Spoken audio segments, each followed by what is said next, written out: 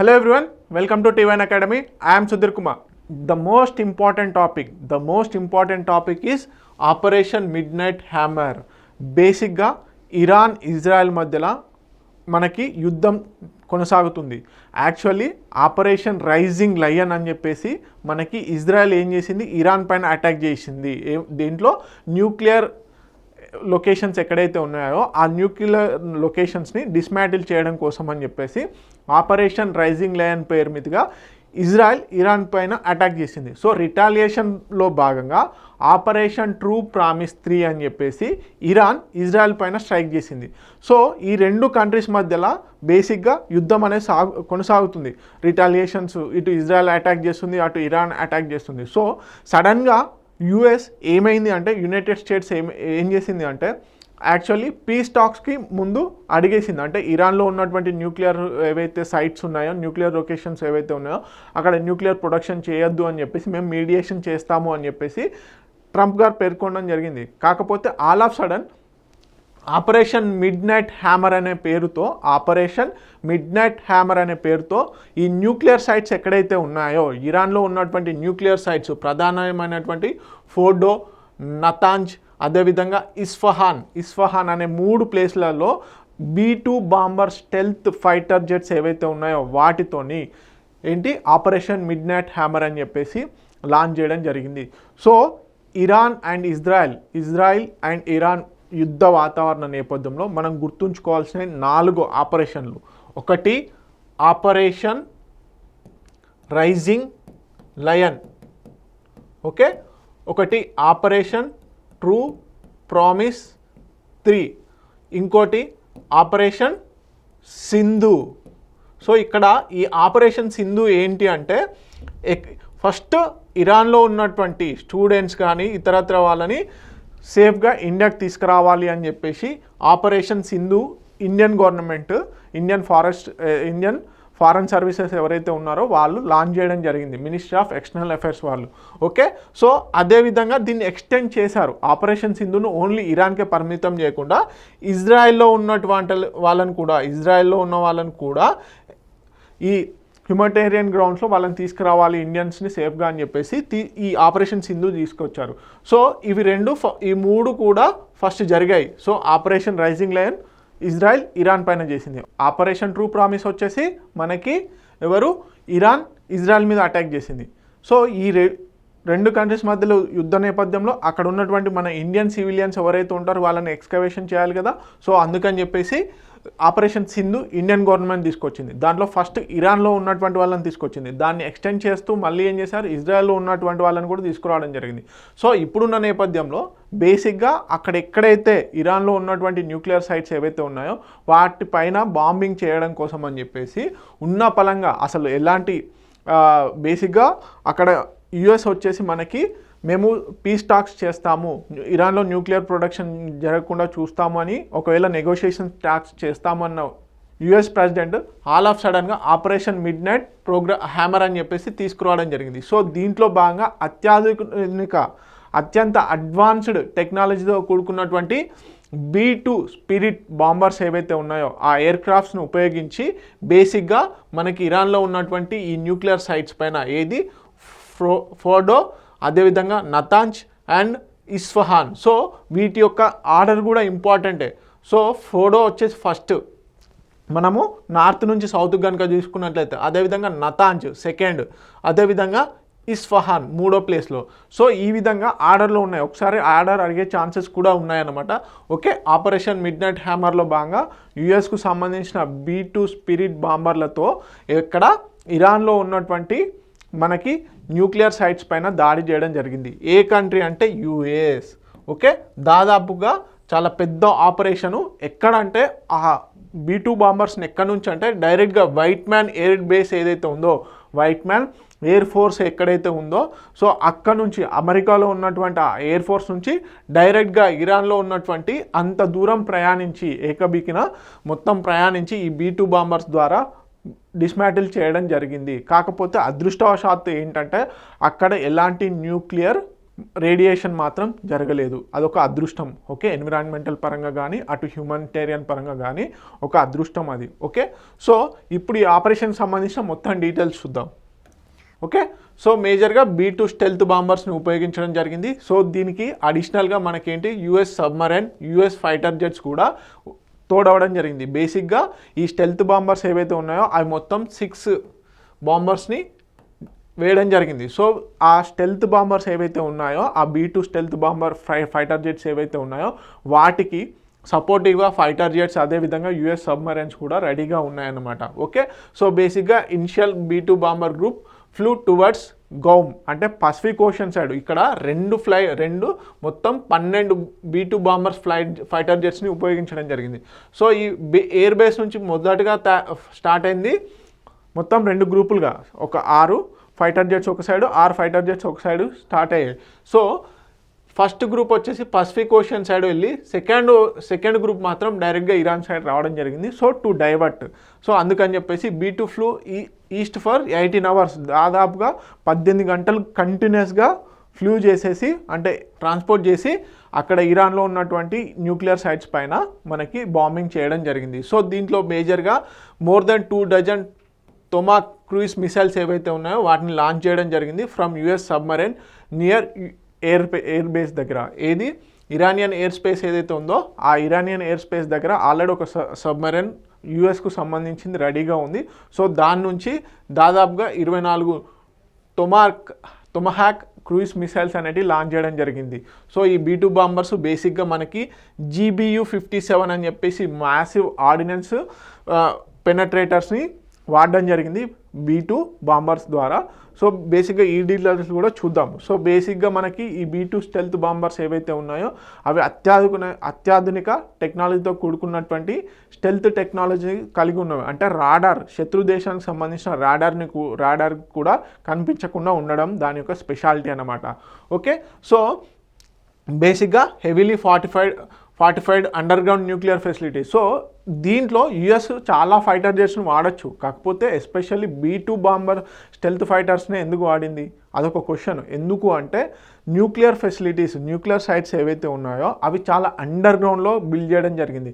So under గ్రౌండ్లో ఉన్నటువంటి bombs ఏవైతే ఉన్నాయో ఆ సైట్స్ ఏవైతే ఉన్నాయో వాటిని డిస్మాంటిల్ చేయాలంటే మనకి బేసిక్గా GBU మనకి బంకర్ బస్టర్ అంటారు దీన్ని, బంకర్ బస్టర్. ఈ బంకర్ బస్టర్ బాంబ్స్ని మాత్రమే ప్రయోగించాలి, లేకపోతే మామూలుగా ఏదైతే ఈ క్రూయిజ్ మిసైల్స్ ఏవైతే ఉంటాయో అవి మామూలుగా సర్ఫేస్ పైన ఉన్నటువంటి ఇన్ఫ్రాస్ట్రక్చర్ అంటే బిల్డింగ్స్ని మాత్రమే డిస్మాంటిల్ చేయగలవు. కాకపోతే భూమి లోపటికి అంటే ప్రయోగించిన తర్వాత భూమి లోపటి దాకా వెళ్ళి ఆ భూమి లోపల ఉన్నటువంటి ఇన్ఫ్రాస్ట్రక్చర్ అంటే బిల్డింగ్ ఏదైతే ఇన్ఫ్రాస్ట్రక్చర్ బిల్డ్ చేస్తారో దాన్ని డిస్మాంటిల్ చేయాలంటే ఈ బంకర్ బస్టర్ మాత్రమే కావాలి. సో ఈ బంకర్ బస్టర్ గల పేరేంటి అంటే ఆ మిసైల్ గల పేరేంటంటే GBU-57 అనే బాంబ్స్ని ఈ కేవలం B2 బాంబర్ మాత్రమే, B2 బాంబర్ ఫైటర్ జెట్ మాత్రమే మోసుకెళ్ళగలదు, లాంచ్ చేయగలదు. ఓకే, అందుకని చెప్పేసి US B2 బాంబర్స్ని ప్రయోగించడం జరిగింది. ఓకే, సో ఎయిర్ క్రాఫ్ట్ ఏంటి B2 spirit stealth bombers. So use చేసినటువంటి మిసైల్స్ అంటే బాంబ్స్ ఏంటి అంటే బేసిక్గా GBU-57 వాటినే ఏమని పిలుస్తారు, బంకర్ బస్టర్ అని పిలవడం జరుగుతుంది.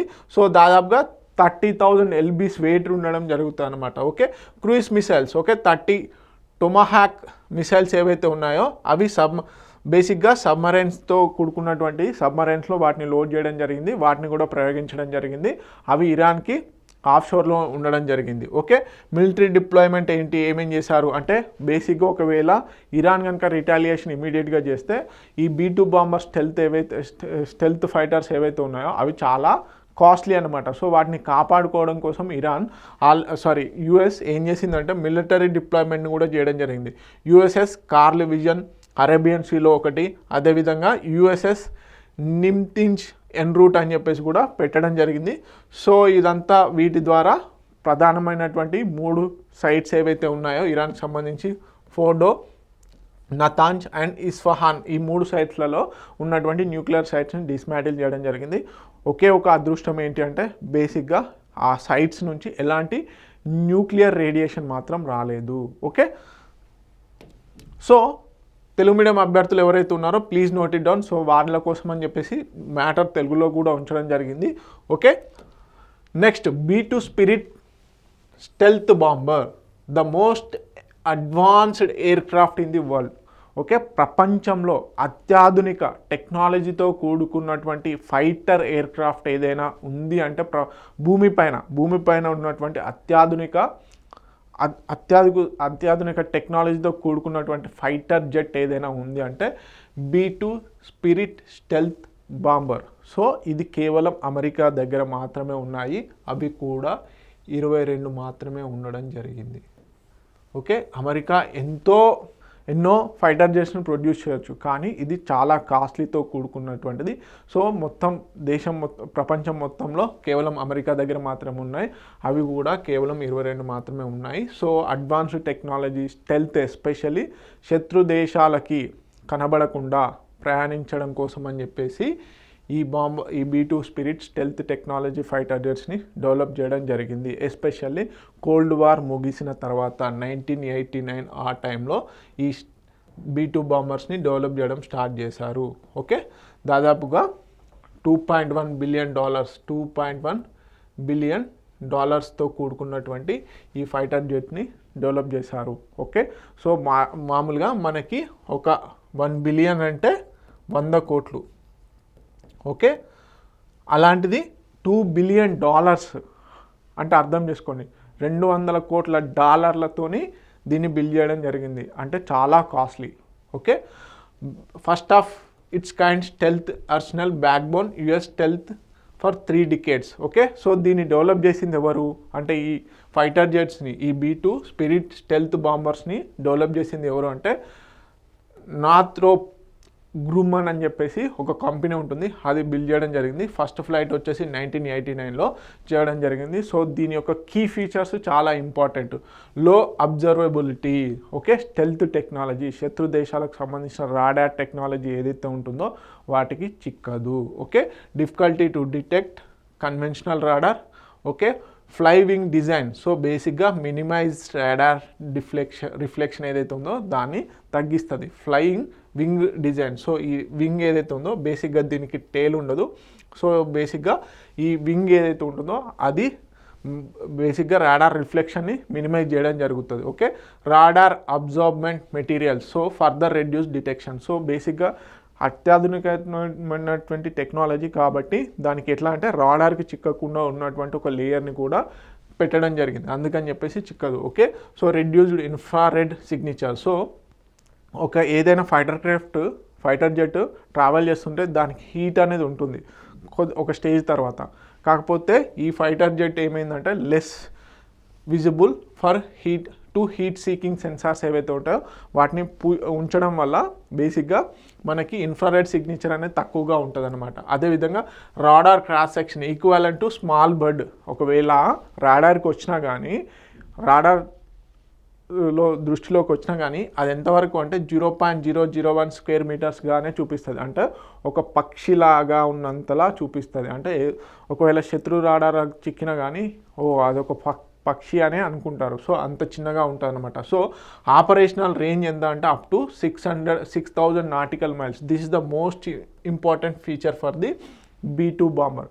సో అత్యాధునిక స్టెల్త్ టెక్నాలజీ కాకుండా ప్లస్ దీని యొక్క స్పెషాలిటీ ఇంకోటి ఏంటంటే ఫ్యూయలింగ్, అంటే రీఫ్యూయల్ చేయకుండా దాదాపుగా 6,000 నాటికల్ మైల్స్ అంటే 11,000 కిలోమీటర్ల పైగా ఒకేసారి ప్రయాణించగలదు. సో దీంట్లో మొత్తం 4 ఇంజన్స్ ఉంటాయి. సో 2 సీట్ బేసిక్గా 2 ఫైటర్స్ దీన్ని నడపగలరు. సో అదన్నమాట. సో ఇంకొక విషయం ఏంటంటే ద మ్యాసివ్ ఆర్డినెన్స్ పెనట్రేటర్ ఏదైతే ఉందో GBU-57 నేను ఇందాక చెప్పానుగా బంకర్ బస్టర్ ఏదైతే ఉందో ఆ బాంబ్స్ని క్యారీ చేయగల కెపాసిటీ ఈ ఒక్క B2 స్టెల్త్ బాంబర్కి మాత్రమే ఉంది. Okay, large penetrating weapon to deploy buried and 100 bunkers, so ఏదైతే ఉందో దాన్ని చేయొచ్చు. సో గైడెన్స్ వచ్చేసి GPS గైడెడ్ ఓరియంటల్లో ఉంటుంది. ఓకే, వెల్ ప్రొటెక్టెడ్ ఫెసిలిటీస్ కలిగి ఉంటుంది. More advanced than predecessor. So BLU-109 ఏదైతే ఉందో GBU-28 ఏవైతే ఉన్నాయో ఈ GBU-57కి ముందస్తు బాంబర్స్. సో ఈ GBU-57 ఇప్పుడు ప్రజెంట్గా ఉందన్నమాట. సో బేసిక్గా ఇద్దరు క్రూ మెంబర్స్ ఉండొచ్చు, ఇదొకటి. అదేవిధంగా ఈ వెయిట్ వచ్చేసి బేసిక్గా ఈ వింగ్ విడ్త్ వచ్చేసి 172 ఫీట్స్ వరకు ఉంటుంది. అదేవిధంగా 17 ఫీట్స్ హైట్ కలిగి ఉంటుంది. ఓకే, 336 LBs అంటే అంత వెయిట్ ఉండొచ్చు. ఓకే, ఇదన్నమాట దీని యొక్క specialities. Especially G2B2 stealth fighter jets, దీని యొక్క యాక్చువల్ పేరు వచ్చేసి B2 స్పిరిట్ స్టెల్త్ బాంబర్ అని దీని యొక్క పేరు. సో బంకర్ బస్టర్స్ని క్యారీ చేయగల కెపాసిటీ ఈ ఒక్క ఫైటర్ జెట్కి ఉంది కాబట్టి, సో అండర్ గ్రౌండ్లో ఉన్నటువంటి న్యూక్లియర్ సైట్స్ ఏవైతే ఉన్నాయో వాటిని డిస్మాటిల్ చేయడం కోసం అని చెప్పేసి ఆపరేషన్ మిడ్ నైట్ హ్యామర్లో భాగంగా ఈ ఫైటర్ జెట్స్ని వాడడం జరిగింది. ఓకే, సో తెలుగు మీడియం అభ్యర్థులు ఎవరైతే ఉన్నారో please note it down. Okay.